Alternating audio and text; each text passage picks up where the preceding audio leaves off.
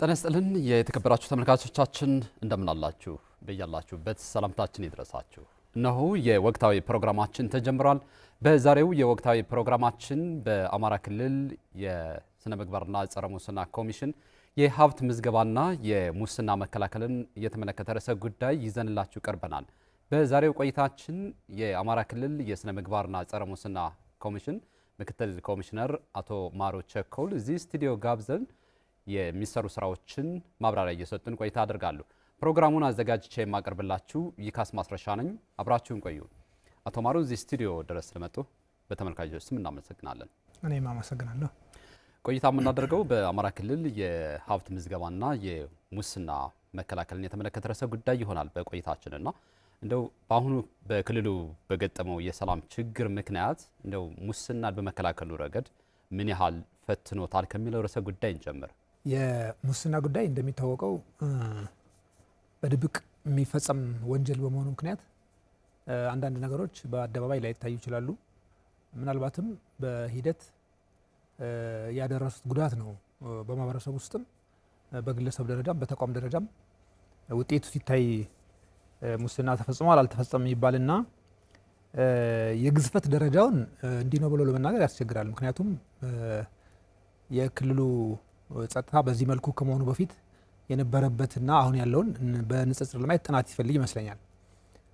እንዲሁ ከአጠቃላይ ሁኔታ ወስዶ ሲታይ ግን ካሁን በፊትም በማህበረሰባችን የሚታወቀው የግርግር ለሌባ ያመቻል ነው እና የክልሉ ጸጥታ አለመረጋጋት ለሌቦች የተሻለ እድል አይፈጥርም ማለት አይቻልም።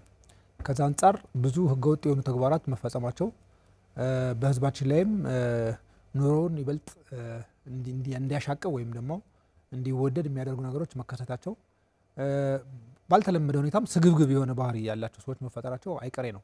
ከዛ አንጻር ተወስዶ ሲታይ አጠቃላይ ድምር ውጤቱ የሚያሳይስም ስለሆነ ችግሩ እየተሻሻለ ነው ማለት አይቻልም። ምናልባትም የተፈጠረው ችግር ምክንያት ሆኖት እየተባባሰ ነው የሚለውን ነገር መውሰድ ይቻላል ማለት ነው። በተለይ የስነ ምግባር ብልሹ አሰራሮችን እንዲሁም የአገልግሎት አሰጣጥም አቅዶ በመስራት በኩልም እንደ በመከላከል ረገድ ምን ያህል ውጤታማ ስራዎች ተከናውነዋል እስካሁን?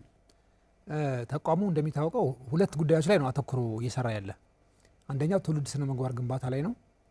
ሁለተኛው ደግሞ ሙስና መከላከል ላይ ነው። ትውልድ ስነ ምግባር ግንባታን በተመለከተ ከሌላው ጊዜ በተለየ ትኩረት ሰጠን እየሰራን ያለን ትምህርት ቤቶች ላይ ነው።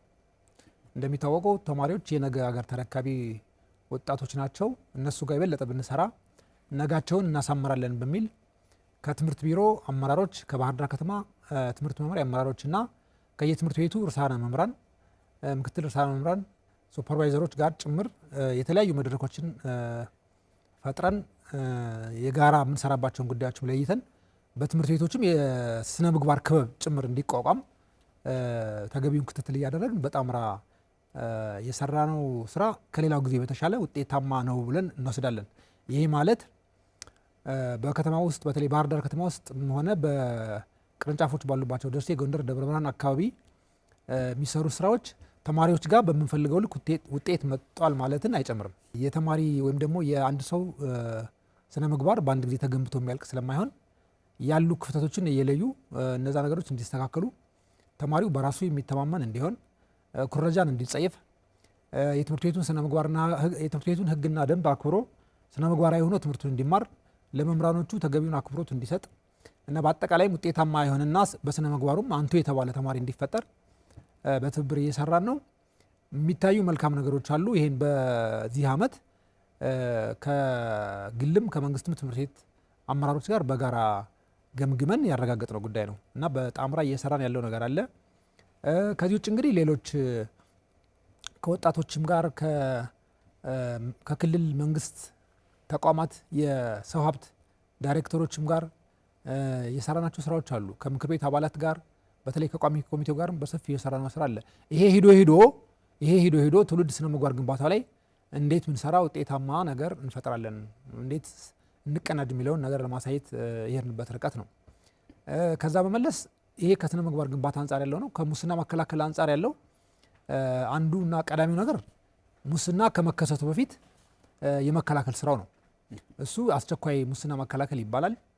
ከሱ አንጻር የሚመጡ ጥቆማዎች አሉ። እሱን ተከትለን ባለሙያዎቹን በቦታው እንዲገኙ በማድረግ ሂደቱ ጤናማ ነው አይደለም የሚለውን በተለይ ጫራታ፣ ግዥ እና ከሰራተኛ ቅጥርና ዝውውር ጋር የሚቀርቡ ሰፊ ቁጥር ያላቸው ቅሬታዎች አሉ።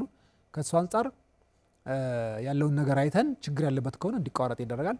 ችግር የሌለበት ወይም ደግሞ አንጻራዊ ቀለል ያለ ችግር ከሆነ ደግሞ ታርሞ ተስተካክሎ እንዲቀጥል የምናደርግበት ሁኔታ አለ። ከሱ አንጻር የሰራናቸው ስራዎች አሉ። ከዛ ውጭ ተቋማዊ የአሰራር ስራ ጥናት ይባላል። ሙስና ለመከላከል ሰፊ በጀት የተበጀተላቸው ተቋማትና በተለይም ለሙስናና ብልሹ አሰራር የተጋለጡ ተቋማት ብለን የምናስባቸውን በጥቆማም ጭምር በምናገኘው መረጃ በሱ ላይ ተንተርሰን ጥናት እናደርጋለን።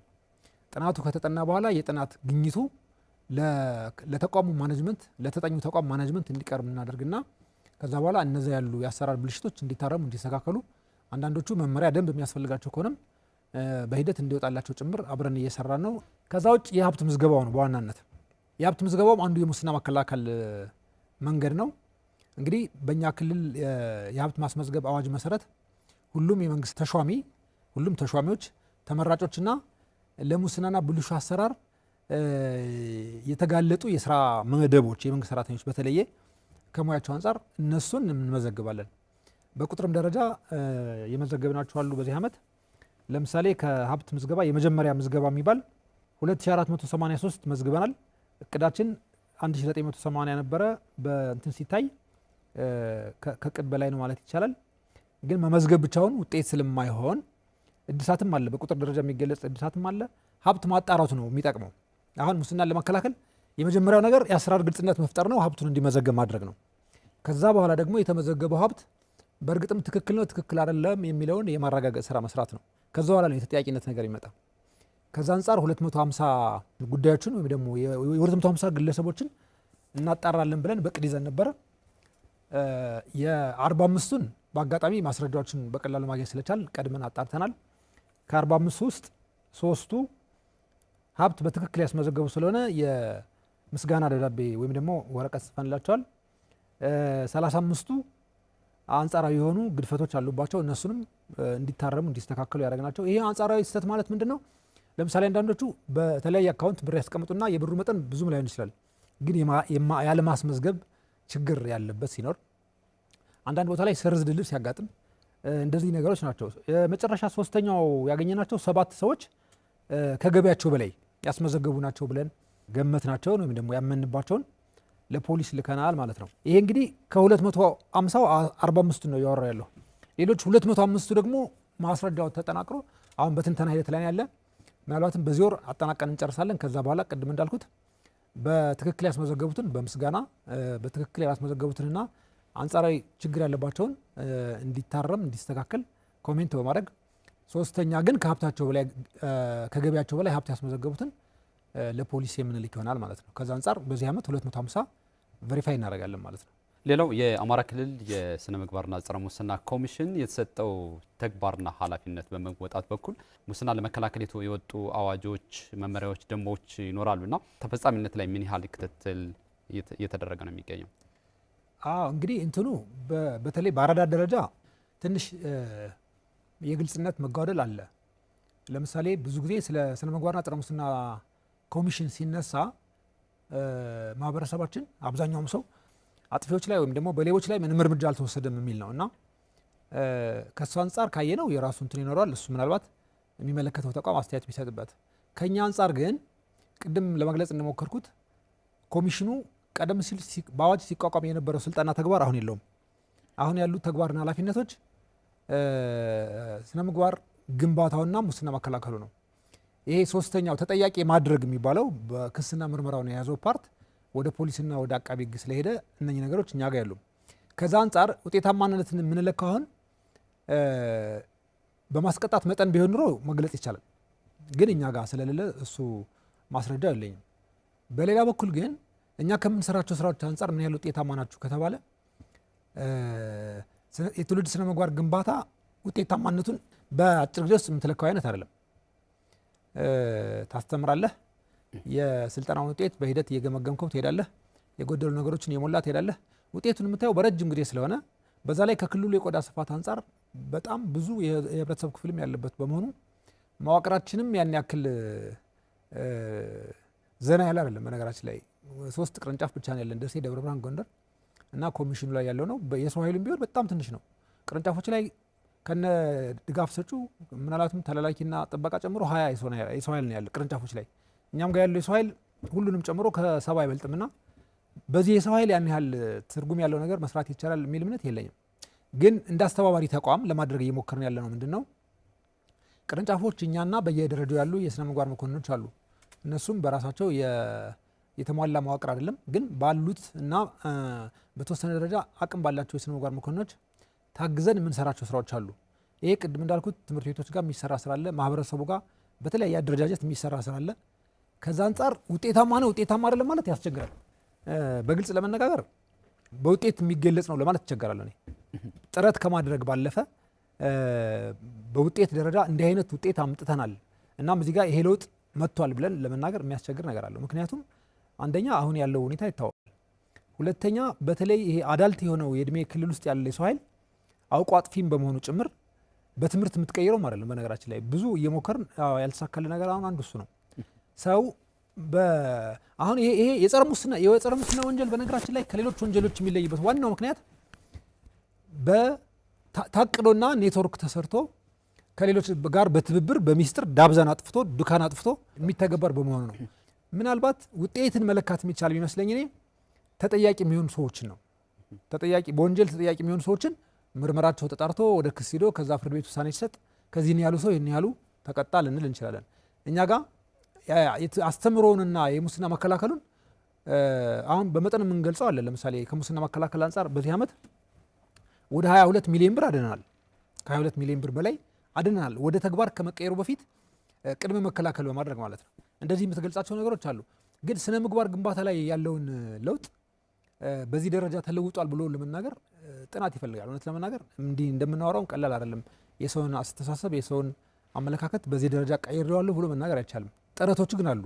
ጥረቶች ቅድም እንዳልኩት የተለያዩ እንትኖችን እየፈጠር ነው። እኛ አሁን ከትምህርት ቢሮ ጋር በክልል ደረጃ ጸረ ሙስና ጥምረት የሚባል አንድ ኮሚቴ ፈጥረናል። ከኢንስፔክሽንና ስነ ምግባር ኮሚሽን ጋር የፈጠርነው ጥምረት አለ። አሁን አመራሩ ጋር በተለይም ደግሞ ከስነ ምግባር አንጻር መግባባት ላይ የደረስንበት አመራሩ ጋር ነገሮች መስተካከል እንዳለባቸው፣ አንዳንድ ወጣ ያሉ ባህሪዎች መገራት እንዳለባቸው ጭምር ተስማምተን ኢቭን ሀብት በማስመዝገብ ሂደትም አመራሩ ግንባሩ ቀደም ሆኖ ማስመዝገብ እንዳለበት፣ የማያስመዘግብ ከሆነም ደግሞ ተጠያቂ ለማድረግ ጭምር በአዋጅም የተፈቀደ ነው።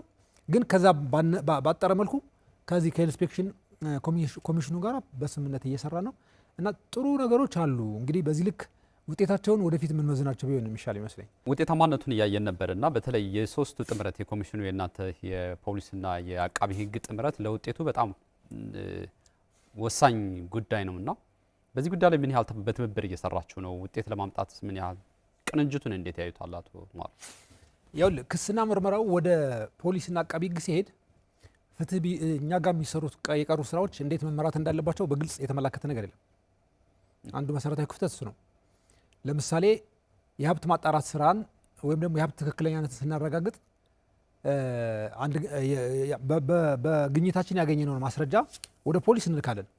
ወደ ፖሊስ ከላክን በኋላ ፖሊስ በምን ያህል ቀን ያንን የተላከ ማስረጃ ይዞ ምርመራው ሙሉ ነው ሙሉ አይደለም፣ የሚጨመር ነገር አለ የለውም የሚለውን ነገር ወስኖ ለእኛ የማሳወቅ የአሰራር አስገዳጅ ነገር የለም።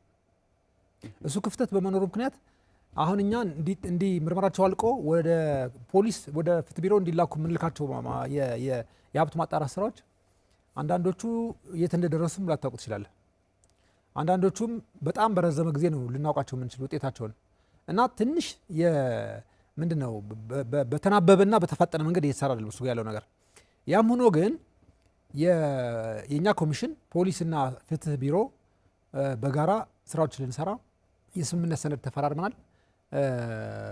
እውነቱን ለመናገር በዛ ልክ እየሰራን አይደለም። ምክንያቱም በውጤት ደረጃ የሚታየው ነገር ያንን ነው የሚያሳይ።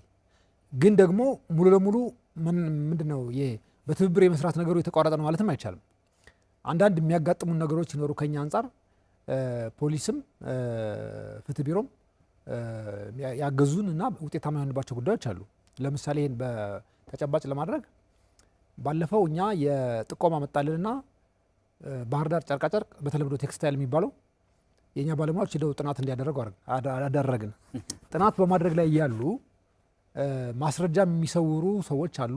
ማስረጃ የሚሰጡ ሰዎችን ደግሞ ለምን ሰጣችሁ እያሉ የሚያንገራግሩ ከስራ ቦታቸው ላይ የሚቀይሩ አካላት ተፈጠሩ።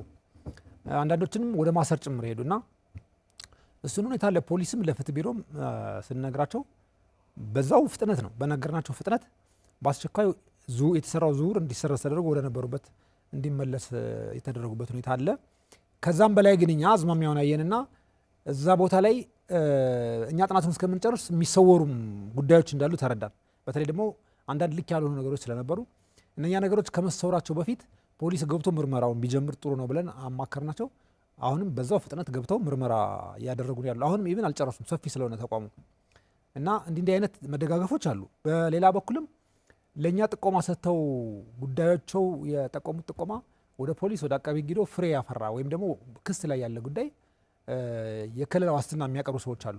ጥቆማ በመጠቆማቸው ምክንያት ጉዳት እንዳይደርስብን ከለላ ይሰጠን የሚሉ ለነሱም ከለላ እንዲሰጣቸው ስንጠይቃቸው በትብብር አብረን እየሰራን ነው። ግን ክልል ውስጥ ያለውን አጠቃላይ ችግር ወስደን ማህበረሰቡ ተቋማቱን የሚረዳበትን አጠቃላይ ሁኔታ ወስደን ስናይ በትብብር ሰርተን ያን ያክል ህዝቡን የሚያረካ በእኛም ደረጃ ጥፋተኞችን ተጠያቂ የሚያደርግ ስራ እየሰራን ነው ብዬ ሙሉ ለሙሉ መናገር አልደፍርም። ሙስና ለመከላከል የአንድ ተቋም ኃላፊነት ብቻ የሚወሰን አይደለም፣ በህብረተሰቡ ትብብር የሚጠይቅ ነውና ህብረተሰቡ መሳተፍ አለበት። ለዚህ ደግሞ ህብረተሰቡን የሚሳተፍበት መንገድ ምቹ ሁኔታዎች መቀመጥ መቻል አለባቸውና ተቋማትን በማሳተፍ ረገድ የመከላከሉ ስራ ምን ያህል ነው? ተቋማት ራሳቸው በራቸውን ክፍት አድርገዋል ወይ? በዚህ ጉዳይ ላይ ምን ያህል ሰርታችሁበታል? ይሄ በጣም ጥሩ ጥያቄ ነው። እኔ እውነቱን ለመናገር እዚህ ጋር ያለውን ችግር መፍታት ከቻልን ብዙ ነገራችንን ይቀንሳል ብዬ አምናለሁ። እኔ በግሌ ምን ማለት ነው? ለምሳሌ የተቋም ኃላፊዎች ቦታው ላይ ሲመደቡ ወይም ደግሞ እዛ ቦታው ላይ ሳይንስ ሲደረጉ የሰው ኃይል አለ፣ የሚመሩት የሰው ኃይል፣ እንደገና ደግሞ በጀት አለ፣ ገንዘብ። እነኚህን ሁለት ነገሮች አጣጥሞ የመምራት ችግር ነው አብዛኛው ችግር። አሁን ሙስና የተቋማት ኃላፊዎች በጀታቸውንና የሰው ኃይላቸውን በተገቢው መንገድ ህጋዊ አሰራሩን ጠብቀው መምራት ከቻሉና በዛ ልክ ኮሚኒኬት ማድረግ ከቻሉ እኔ ችግር ይከሰታል ብዬ አላምንም። በተለይ ተቋማት ላይ አጠቃላይ ችግራችንን ይቀንሰዋል ብዬ አምናለሁ። እኔ አሁን የውጭ ደላላ እኮ ከመንግስት መዋቅር ውስጥ ገብቶ እኮ ነው ነገሮችን በጋራ እየተሰሩና ህዝባችንን ያመሰቃቀሉ የሚገኝ። ስለዚህ የተቋም ኃላፊዎች በሚገባቸው ስራቸውን እየሰሩ ነው ብዬ አላምንም። አሁን የመልካም አስተዳደር ችግር ብለን እንውሰድ፣ አገልግሎት አሰጣጥ ችግር ብለን እንውሰድ። አንድ የተቋም ኃላፊ በሚመራው ተቋም ውስጥ ባለጉዳይ ሲጉላላ እና ቤቱታ ሲቀርብለት ያጉላላውን ባለሙያ አርሞ አስተካክሎ እንደ አስፈላጊነቱም እርምጃ ወስዶ ያ ባለጉዳይ በጊዜ እንዲመለስ የተጉላላበትም ያላጓብ እንደሆነ ጭምር በግልጽ ተነጋግሮ ማስተካከል እየተገባ የሚገፉ ነገሮች ታያለ። የሚገፉ ነገሮች ማን ያስተካክላቸው? እነዛ ነገሮች ያስ አቤቱታ ብሎ ለምንድነው ጉዳዩ እንዲፈጸምለት የመጣ አካል ከተቋሙ ኃላፊ ውጭ የት ሊደርስ ይችላል? የትም ሊደርስ አይችልም። የዛ መስሪያ ቤት የመጨረሻው የስልጣን አካል የተቋም ኃላፊ ነው። ስለዚህ ምንድነው መሆን ያለበት የሚመስለኝ እኔ የተቋም ኃላፊዎች እዛ ጋር የተቋም ኃላፊ ሲባል ግለሰቡ ብቻ አይደለም፣ ምክትሎች አሉ፣ ማኔጅመንቱ አለ፣ አጠቃላይ እዛ ተቋም ውስጥ ያለው ሰራተኛውም አለ። እነኚህ በጋራ ባያገባኛል ስሜት አንደኛ የሚመጣው ሰው በመጣበት አግባብ የሚያስፈልገውን ነገር አሟልቶ እስከመጣ ድረስ አገልግሎቱን ማግኘት መብቱ እንደሆነ አውቀው መስራት አለባቸው። እነኚህ ነገሮች ባልሆኑ ጊዜ ደግሞ ኃላፊዎቹ ጣልቃ ገብተው ነገሮችን ማስተካከል አለባቸው፣ እርምጃ መውሰድ አለባቸው ብዬ አምናለሁ እኔ።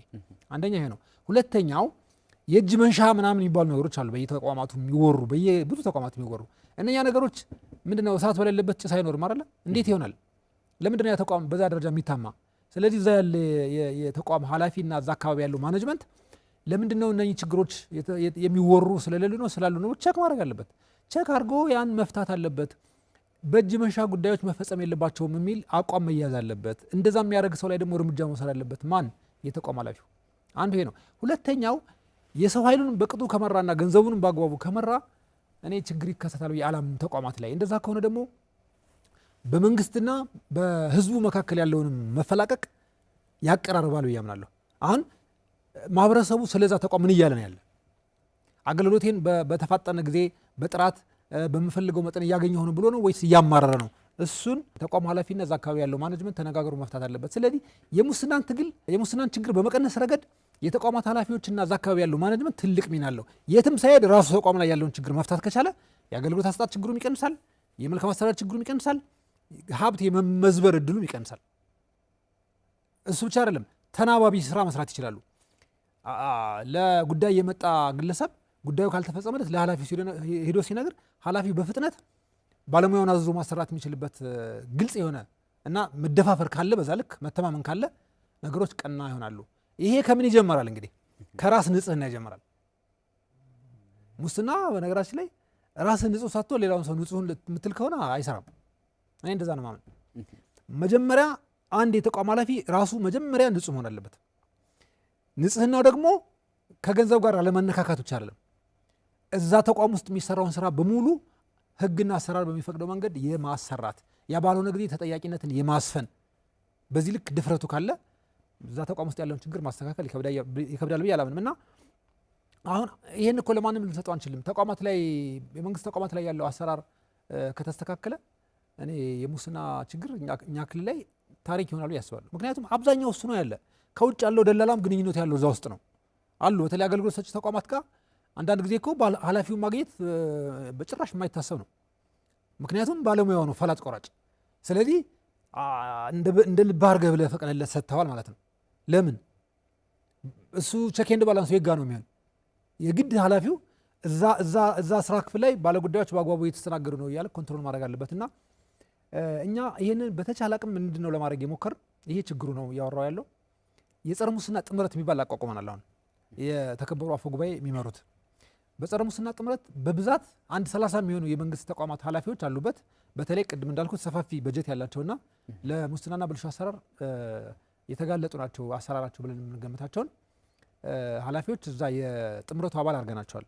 ከዛ የሃይማኖት አባቶችም አሉ፣ የሲቪክ ማህበራትም አሉ፣ የተፎካካሪ ፓርቲ ተወካዮችም ያሉበት ነው። ይሄ ጥምረት በየተቋሙ የተቋማቱን በያሉበት ተቋም የሰራተኛውን ወይ ደግሞ የሚመሩትን የሰው ኃይል በስነ ምግባሩ የተስተካከለ ሆኖ አገልግሎት እንዲሰጥ ተገቢ ካልሆነ አገልግሎት እንዲወጣ የገባ ካለ እና ተቋማዊ አሰራሩ የተሻሻለ እንዲሆን የበላይነቱን ተቋም ኃላፊ እንዲወስድ ለማድረግ እየሞከርን ነው፣ እየገመገምን ነው። በነገራችን ላይ እቅድ አውጥተው እንዲልኩ አድርገን እቅድ ልከውልን ከዛ በኋላ ደግሞ የሰሩትን ስራም ልከውልን ገምግመናል። በዚህ ዓመት ውስጥ ነው የመሰረት ነው ጥቅምት አካባቢ።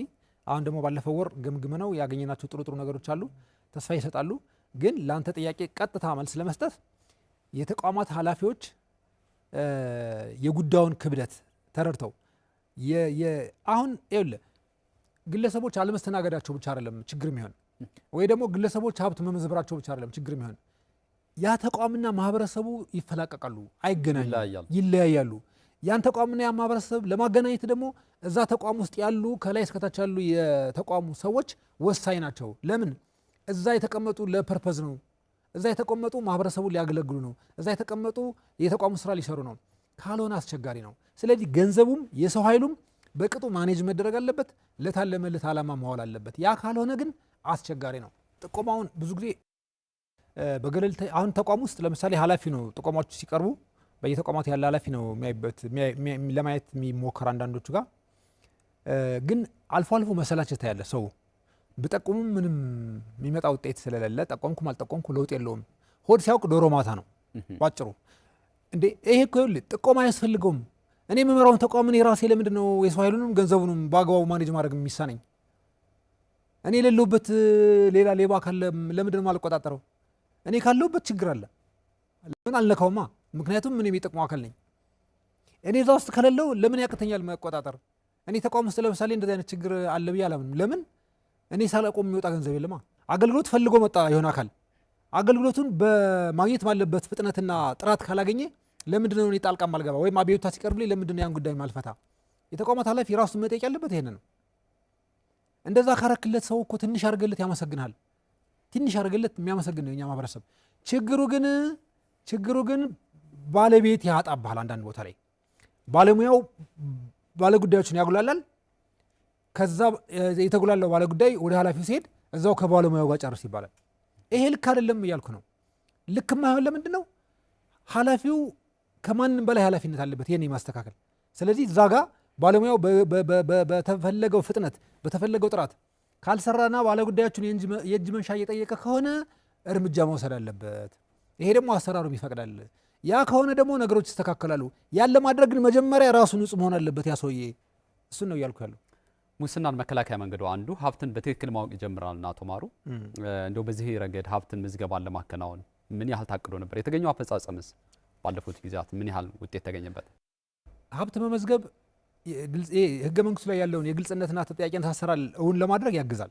ሀብት መመዝገብ አንዱም የሙስና መከላከያ መንገድም ነው ቅድም እንደተባል ነውና፣ ግን ከመዘገብክ በኋላ መመዝገብ እሱ እንትን አይደለም፣ ውጤት አይደለም።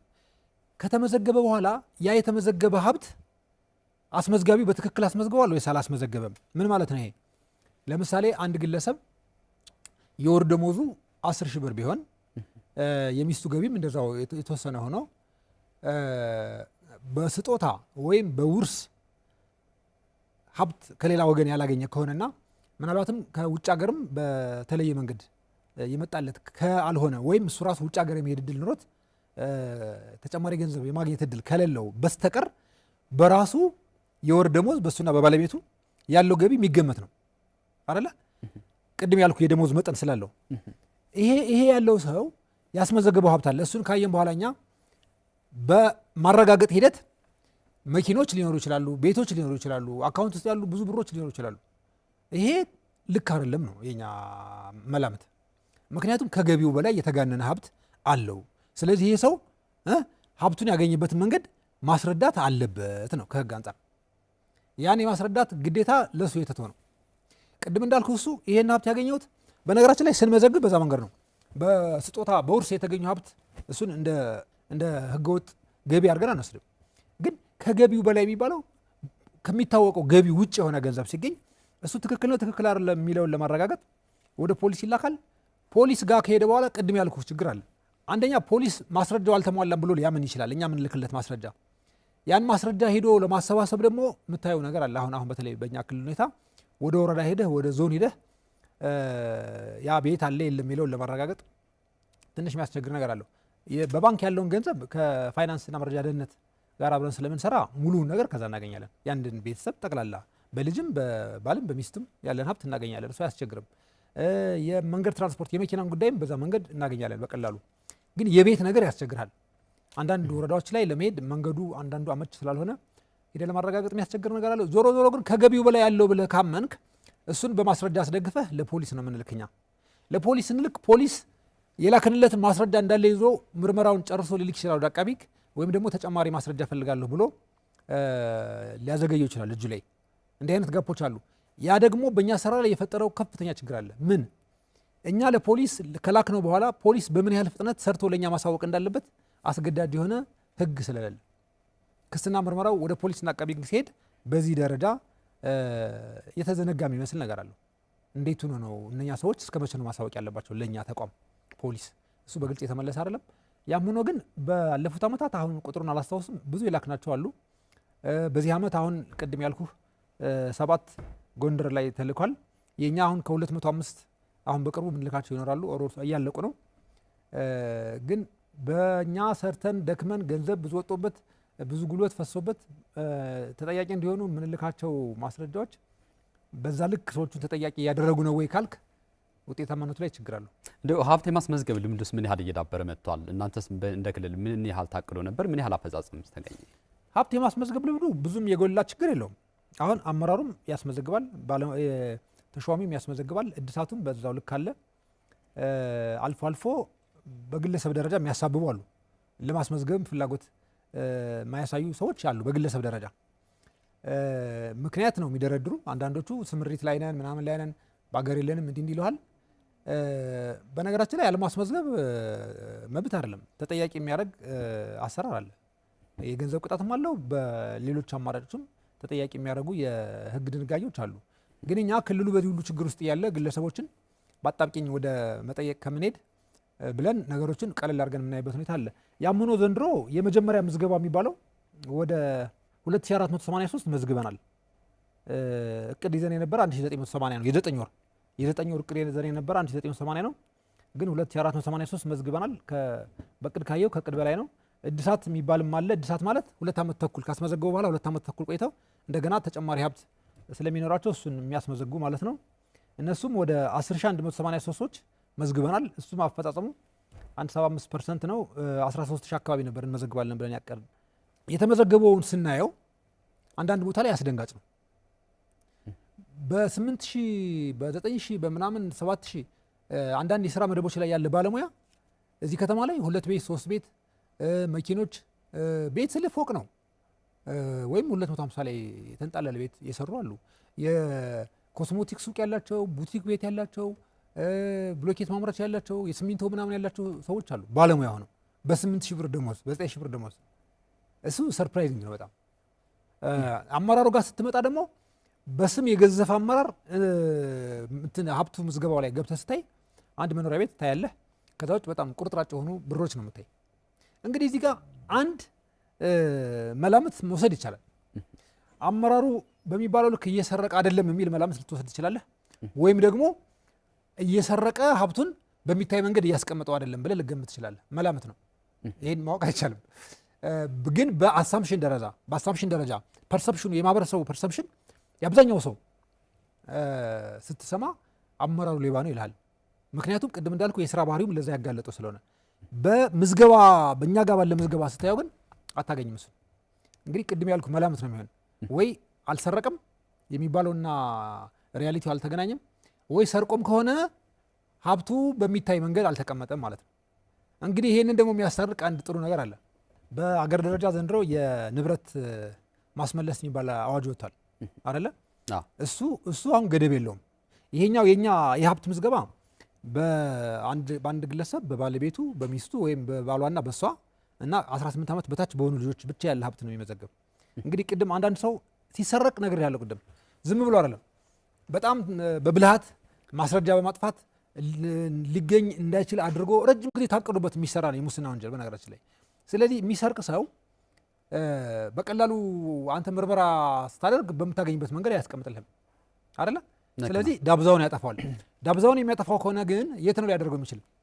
በሚስቱ እህት ሊያደርግ ይችላል፣ በወንድሙ ሊያደርግ ይችላል፣ በ18 ዓመት በላይ በሆነ ልጅ ሊሆን ይችላል፣ በምናምን ሊሰወረው ይችላል። አቅዶ ስለሚሰርቅ ከሌሎች ወንጀሎች ይለያል ያልኩም ለዛ ነው።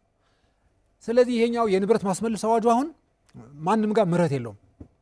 ማንም ጋር የተገኘ ከልክ ያለፈ ሀብት ያኛው ግለሰብ እንዴት ገንዘቡን እንዳገኘ የማስረዳት ሸክም አለው ወይም ኃላፊነት አለበት። ስለዚህ ያኔ በግልጽ ያላግባብ የሰበሰበው ገንዘብ ከሆነ እንግዲህ ተጠያቂነቱ ይቀጥል ይሆናል ብዬ ተስፋ አደርጋለሁ። እንደ ኮሚሽን በዚህ ጉዳይ ላይ በተለይ የሚነሳው ትችት አለ። በተለይ ሀብትን የተሿሚዎችን ሀብት በማስመዝገብ በኩል ከዛም ያለፈ ስራ አልተሰራም። በተለይ ለህዝብ ይፋ ማድረግ ላይ የሚሰሩ ስራዎች ገና መከላከል ይቻልን ዘንድ የግልጸኝነት የሚነሱ ችግሮችም ይነሳሉና እዛ ቦታ ላይ እስኪ ያሉትን ሀሳቦች እናንሳቸው። እነዚህ ነገሮች ምን ያህል ተሰርቶባቸዋል? አይ እውነት ነው፣ ሀብቱ ከተመዘገበ በኋላ ለህዝብ ይፋ አልተደረገም። እሱ ግን ምንድን ነበር የመጀመሪያው ሀሳብ? በአገር ደረጃ ወጥ በሆነ መንገድ ይሰራል የሚል እሳቤ ነበረው ያኔ። አሁን በአገር ደረጃም ሌሎች ክልሎችም ጋር ሀብት የማስተዋወቁ ወይም ደግሞ የተመዘገበን ሀብት የማስተዋወቅ ስራ አልተሰራም። ልክ ነው።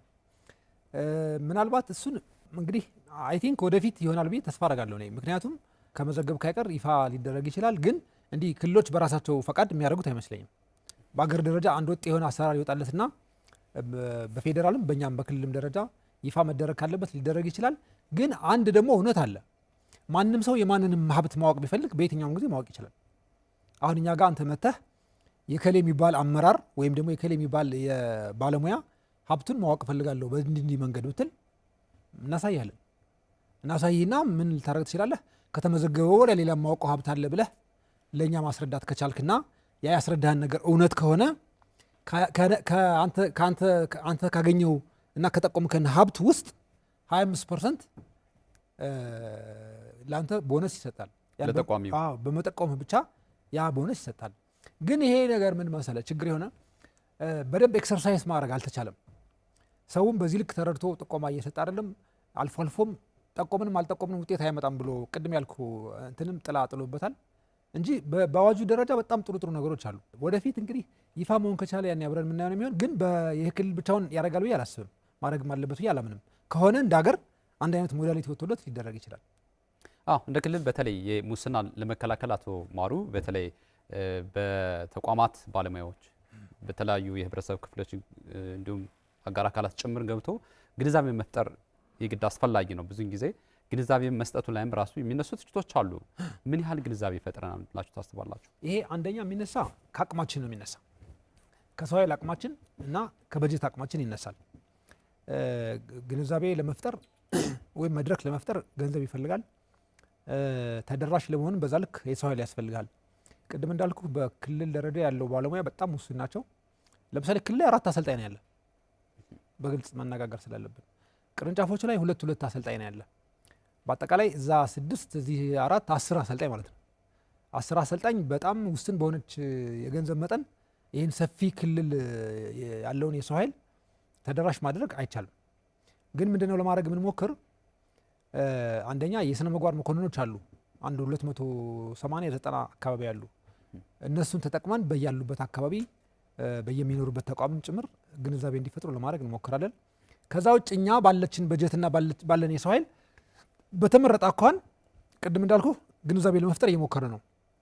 ለምሳሌ የዚህን ዓመት በአጭራጭሮቹ ነገሮች ልንገርህ። ጥቅምት አካባቢ ምንድነው ለማድረግ የሞከርን ትምህርት ላይ በደንብ መስራት አለብን ብለን ስላሰብን የግልና የመንግስት ትምህርት ቤቶችን እዚህ ባህር ዳር ከተማ ላይ ያሉትን አዛሴም ታይም ጎንደር፣ ደሴና ደብረ ብርሃን በተመሳይ ርዕሰ መምህራንን፣ ሱፐርቫይዘሮችን፣ ምክትል ርዕሰ መምህራንና የክበባት አስተባባሪዎችን የስነ ምግባር ክበብ ቅድም ያልኩ የተቋቋማለ እነኚህን በተለያየ መንገድ ለማግኘት ሞክረናል። መጀመሪያ ኦሪንቴሽን በመስጠት በሚቀጥለው ደግሞ ያንን ኦሪንቴሽን ይዘው የሰሩትን ስራ ለማየት በመጨረሻም ውጤታማነቱን ለመገምገም ከ3 ጊዜ በላይ እኛ እንኳን እዚህ ከተማ ላይ መድረክ ፈጥረናል። ከዛ ውጭ የቋሚ ኮሚቴ አባላትን በተደጋጋሚ ለማግኘት ሞክረናል። እነሱንም ከ3 ጊዜ ያላነሰ ቋሚ ኮሚቴ አባላትን ማግኘት ለምንድን ያስፈልጋል? አንደኛ እነሱ የሚያስተባብሯቸው ተቋማት አሉ። የሚያስተባብሯቸው ተቋማት የሰው ኃይሉን ገንዘቡንም እየመሩበት ያለውን ገንዘብ በደንብ ከሙስና ብልሹ አሰራር መከላከል አንጻር የተቃኘ እንዲሆን ብለን ከነሱ ጋር መድረኮች ፈጥረናል። ምን ማለት ነው? ለምሳሌ የስራ አፈጻጸም ሲገመግሙ ወይም ደግሞ የቅድ ትውውቅ ሲያደርጉ የሙስናን ጉዳይም አብረው የዛ ተቋም የሙስና ጉዳይ ምን መልክ አለው፣ ምን ይመስላል፣ ምንስ ይባላል የሚለውን አብረው የቅድ ትውውቁም የቅድ አፈጻጸም ግምገማው አካል እንዲያደርጉት። ምክንያቱም ቋሚ ኮሚቴዎች የክልሉን የመንግስት ተቋማት ሁሉንም በበላይነት ስለሚቆጣጠሩ ማለት ነው። ከዛ አንጻር በዛ እነሱንም አግኝተን አንዳንድ አገዛዎችንም ያደርጉበት አለ። ለምሳሌ የስነ ምግባር መኮንን ያላሟሉ ተቋማትን እንዲያሟሉልን ነግረናቸው እዛው ነው መነጋገር የጀመሩ። ይሄ ያንቺ ተቋም ነው፣ ይሄ ያንተ ተቋም ነው እየተባሉ እዛው ለማስተካከል የሞከሩ። በዛ ረገድ እነሱ በጣም ጥሩ እያገዙ ነው፣ እየደገፉ ነው። ይሄ አንዱ ትልቁ ነገር ነው። ከዛ ውጭ ከአገልግሎት አሰጣጥ አንጻር የህዝባችንን እንግልት ለመቀነስ የሰው ኃይል ዳይሬክተሮች የክልል ተቋማት በሙሉ የክልል ተቋማት የሰው ኃይል ዳይሬክተሮች ወሳኝ ናቸው። ቅጥርም ላይ ደረጃ እድገትም ላይ ዝውውርም ላይ አገልግሎት አሰጣጥም ላይ ወሳኝ ናቸው ብለን ስላመን ከሲቪል ሰርቪስ ኮሚሽን ጋር በጋራ ተነጋግረን መድረኮችን ፈጥረን በዛ ልክ አገልግሎት አሰጣጡን ማሳለጥ አለብን። ህዝባችንን ከምሬት ማውጣት አለብን። የአገልጋይነት ስሜት መላበስ አለብን። ደንበኛ ንጉስ ነው የሚለው ነገር ኤክሰርሳይዝ ማድረግ አለብን። ከቁዘማ ማውጣት አለብን የሚል መድረኮችን ለመፍጠር ሞክረናል። ሌሎች ከወጣቶችም ጋር እንደዚህ የፈጠርናቸው መድረኮች አሉ። ከሚዲያም ጋር ጭምር ከእናንተም ልጆች ጋር በአንድ መድረክ ከኮሚኒኬሽንና ሚዲያ ሰዎችም ጋር ጭምር ከሙስና መከላከል አንጻር ምንድነው የምታግዙን፣ እኛ ምን እናድርግ፣ እናንተስ ከሙያ አንጻር እንዴት ነው የምታግዙን? እንዲህ አይነት መድረኮችን በርከት ያሉ መድረኮችን በተመረጠ አኳኋን እውነት ለመናገር ዘንድሮ እንደውም ከሌላው ጊዜ በተሻለ በጣም ውጤታማ የሆንባቸው ምላቸው ምንድነው እንደ በፊቱ ዝም ብለን ማግበስበስ አይደለም፣ በተመረጠ መንገድ እና በሚለካ መንገድ ነው ለመሄድ የሞከርን። ትምህርት ቤቶች ጋር እንዳልኩ ሲቪል ሰርቪስ፣ ቋሚ ኮሚቴው አካባቢ፣ ሚዲያ አካባቢ፣ ወጣቶች አካባቢ እና ደግሞ ከሴክተሮች አካባቢ አሁንም ለሙስናና ብልሹ አሰራር የሚጋለጡ ሴክተሮችን የፋይናንስ ሴክተሮችን አካባቢ ዳይሬክተሮችንም ለማግኘት ሞክረናል። በዛ መንገድ ነው ለመስራት የሞከር። ስራው እየተገመገመ የሚመራና የተቋም ኃላፊዎችም ከሌላው ጊዜ በተሻለ በባለቤትነት ተቋማቸውን የሚመሩ ከሆነ እንደዚህ በተጓዳኝ የምንሰጣቸው ስልጠናዎችም በዚህ መንገድ መደጋገፍ ከቻሉ ውጤት ያመጣሉ ብዬ አስባለሁ።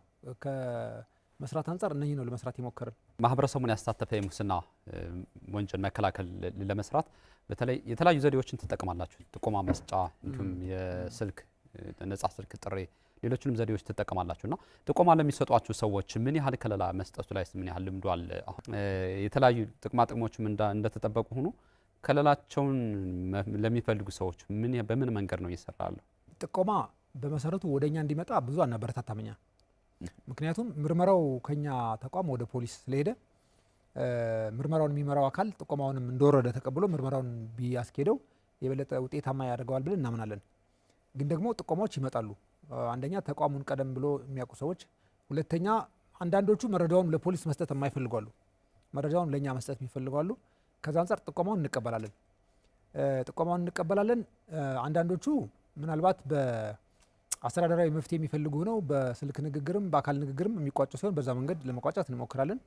ከዛ ውጭ ግን የወንጀል ባህሪ ያላቸው በተለይ የሙስና ወንጀል ባህሪ ያላቸው ሲሆኑ በቀጥታ ወደ ፖሊስ ነው የምንልካቸው። ከዛ በኋላ ፖሊስ ምርመራ አጣርቶ ጨርሶ ወደ አቃቢ ሕግ ይልካል። አቃቢ ሕግም ክስ መመስረት ባለበት ልክ መስርቶ ጉዳዩ ይቀጥላል ማለት ነው። እንግዲህ እነኚህ ነገሮች ስናደርግ ጥቆማኛ ጋር መጥቶ የሰጠ አካል ካለ ወይም ፖሊስም ጋር ሂዶ ጥቆማ ቢሰጥ ችግር የለውም። ፖሊስም ጋር ሂዶ ቢሰጥ ጥቆማ የሰጠ ሁሉ ከለላ አያገኝም። አንዱ መታወቅ ያለበት ይሄ ነው። አንዳንዱ ሰው እኮ ሲጣላ ዝም ብሎ ስም ለማጥቆር ይመጣል። ሲጣላ አብሮ ነገሮችን ሲያስኬድ ይቆይና መጨረሻ ላይ ያልግባባ ሲሉ ጥቆማ ይሰጣል። እንዲያምኖ የወንጀል ባህሪ ካለው ጥሩ ነው፣ ግን ዝም ብሎ የመጠቃቃት የሚመስል ነገር። ስለዚህ ጥቆማዎች በባህሪያቸው ምን አይነት ናቸው የሚለው ይለያል። ያ ጥቆማ ፖሊስ ጋር ሄዶ ምርመራው አልቆ ወደ አቃቢ ሕግ ሄዶ አቃቢ ክስ ከመሰረተበት ያን ጉዳይ ፍሬ ያፈራ ማለት ነው። ጥቆማው ቫሊድ ሆነ ማለት ነው። እንደዛ በሆነ ጊዜ ጥቆማውን በሰጠው አካል ላይ የሚደርስ ጉዳት ወይም ሊደርስ ያለ ጉዳት ካለ እሱን በመከላከል ረገድ ከለላ ያስፈልገኛል ወይም ጥበቃ ያስፈልገኛል ብሎ ከጠየቀ ያ ጥቆማ አቅራቢ ሰው እስካሁን የተሰጠ ነው፣ ወደፊትም ይሰጣል። ይሄ በሕግም የተፈቀደ ስለሆነ ማለት ነው። በአንድ በኩል የስራ ቦታ ዝውውር ሊሆን ይችላል። በሌላ በኩል ራሳቸውን ከጥቃት መከላከል የሚያስፈልግ ከሆነ ፖሊስ ሁሉ የሚመደብላቸው እኮ አሉ፣ የተለየ ጥበቃ የሚደረግላቸው አሉ። እና እስካሁን በዛ መንገድ ያጋጠመ ችግር እኔ በግሌ ማውቀው የለኝም። ፍትህ ቢሮም በዚህ ረገድ ችግር የለበትም። ያው ሙስና በመከላከል ረገድ የሚያስተላልፉት መልእክት ካለ መጨረሻ ነገር። ሙስናን በመከላከል ረገድ ከምንም በላይ እኔ እንትኑ ምንድን ነው መሰለ የማህበረሰቡ ተሳትፎ ወሳኝ ነው። ማህበረሰቡ መብቱን በተገቢው መንገድ ተረድቶ ጉዳዮችን አንደኛ ያለምንም እጅ መንሻ ማስፈጸም እንዳለበት አምኖ እስከ መጨረሻው መብቱን በገንዘብ ሳይገዛ ማለት ነው መብቱን በገንዘብ ሳይገዛ ጉዳዮችን በነፃ ማግኘት እንዳለበት አምኖ እስከ መጨረሻው መታገል አለበት። ይሄንን ደግሞ ማዳበር አለበት ልምዱን። ከዚህ አልፎ ገንዘብ የሚጠይቁ ከዚህ አልፎ እነሱን የሚያጉላሉ ከዚህ አልፎ የተለየ እይታ ያላቸው አገልግሎት ሰጪ ተቋማትና ባለሙያዎች ካጋጠሙ በድፍረት ማጋለጥ እና እስከ መጨረሻው ጉዳዩን ይዞ መግፋት ተገቢ ይመስለኛል። እኔ ከዛ ውጭ የመንግስት ተቋማት ችግሩን መቀነስ የምንችል እነሱ የተበጀተላቸውን ገንዘብና እንዲመሩ የተሰጣቸውን የሰው ኃይል ተገቢ በሆነ መንገድ እና አሰራሩ በሚፈቅደው መንገድ ማረግ ከቻሉ ብዙ ነገር ይቀንሳል ብዬ አምናለሁ። ከዛ በላይ እንግዲህ ትብብር ይፈልጋል። ምናልባት እንደ ሚዲያም ምን ቢሆን መርጣለሁ እኔ ለምሳሌ ጥፋተኛ የተባሉ ሰዎች በምንድነው በፖሊስ በፍትህ ቢሮና በፍርድ ቤት አልፎ ጥፋተኛ የተባሉ በተለይ በሙስና ጉዳይ ጥፋተኛ የተባሉ ግለሰቦችን ጉዳይ ደጋግሞ እኔ የህግ ክልከላ ከሌለውም ከሚዲያ አንጻር የነጻነት ክልከላ ከሌለው ደጋግሞ ማህበረሰቡን ማስተማር ቢቻል እና እነኛን ሰዎች የጥፋት ደረጃቸውን በዛ ልክ ለማህበረሰቡ ማስገንዘብ ቢቻል የኛ ማህበረሰብ ኩሩ ማህበረሰብ ነው። ሌባን የሚጸየፍ ማህበረሰብ ነው። ስለዚህ በሌብነት ደረጃ ግለሰቦችን ፈርጃ ካሳየው ከዛ ለመጸየፍ ለመራቅ አይቸገርም። ከድርም ከቁብም ከምንም ሊያወጣቸው ይችላል። አሁን ተደብቆ እየኖረ ነው ሰው አንዱን እያጠቃው የአንዱን ጥቅም አንዱ እየተጋራ ያለና በዛ ልክ ቁርጠኛ ሆነን መስራት ከቻልን ማጥፋት አይቻልም፣ ግን መቀነስ እንችላለን። የህዝባችንን ችግር በተሻለ እንታደጋለን ብዬ አምናለሁ። አቶ ማሩ ቸኮል የአማራ ክልል የስነ ምግባርና ጸረ ሙስና ኮሚሽን ምክትል ኮሚሽነር እዚህ ስቱዲዮ ድረስ ተገኝተው ለሰጡን ማብራሪያ በተመልካቾች ስም ከልብ እናመሰግናለን። እኔም በጣም አመሰግናለሁ። የተከበራችሁ ተመልካቾቻችን የዛሬው የአሚኮ ወቅታዊ ዝግጅት በዚህ ይጠናቀቃል። ፕሮግራሙን አዘጋጅቼ ያቀረብኩላችሁ ይካስ ማስረሻ ነበርኩ። መልካም ሳምንት።